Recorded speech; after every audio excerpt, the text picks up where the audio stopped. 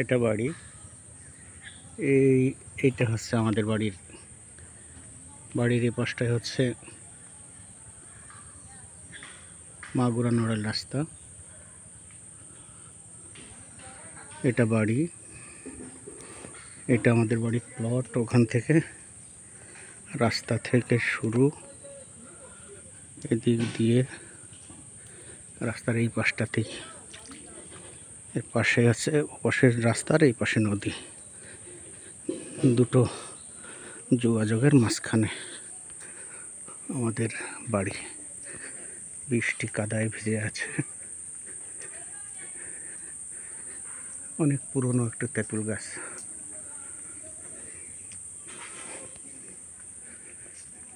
এই সেই school, 1948-এ registration হয়েছে ঠিক, তারও অনেক আগের থেকে।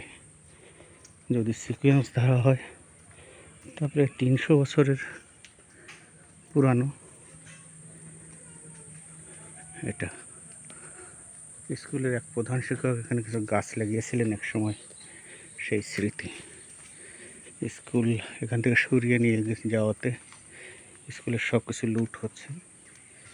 স্কুলের আঙিনায় পাট কাঠি। এটা স্কুল এই অবস্থা হয়ে আছে। স্কুলের গাছগুলো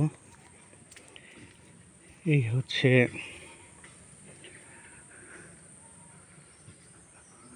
স্কুলের গাছ, নদী।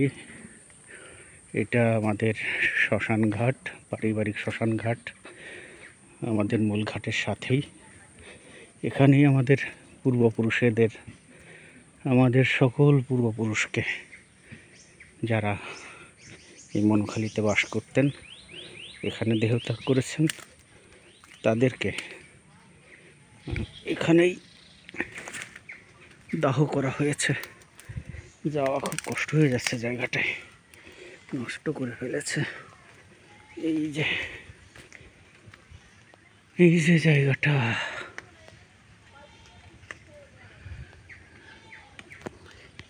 এই যে কালো গাছটা দেখা যাচ্ছে, এটা হচ্ছে একটা বেল গাছ। হ্যাঁ, এটাই তো বেল গাছ নাকি দেবদারু গাছ? এর উপর একটা বেল গাছ।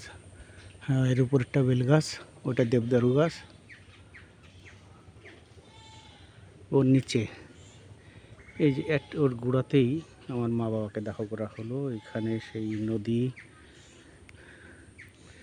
শেষ অস্থি নদীতে বিসর্জন দেওয়া হলো। এই সেই প্রাণের নবগঙ্গা।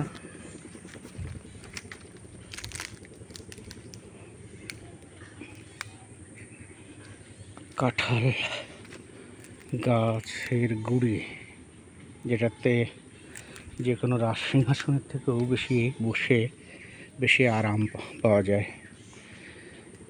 বট গাছ ঝুড়ি মেলে আছে। নদীতে পাট জাগ দেওয়াতে এই অঞ্চলটা একটু নষ্ট হয়ে গেছে। যেহেতু আমরা কেউ থাকি না, বাড়িটাও কেমন যেন, অঞ্চলটাও যেন কেমন কেমন হয়ে গেছে। এই যে ঘাটটা, এই ঘাটই ছিল আমাদের পৈতৃক ঘাট। এই ঘাটটা ওদিকে অনেক লম্বা হওয়াতে এই পাশ দিয়ে আবার নামার ব্যবস্থা করা হয়েছে। এই সেই প্রাণের নবগঙ্গা। ওই যে পাশে, এখানে খেয়া একসময় ছিল না, আমরা যখন ছোটো ছিলাম ছিল না। টাবুরে বা এটা ওটা সেটাই পার হতাম। এখন এখানে একটা খেয়া হয়েছে। কি সুন্দর ভরা নদী। তীর ছাপিয়ে ওঠেনি, একসময় তীর ছাপিয়ে উঠতো।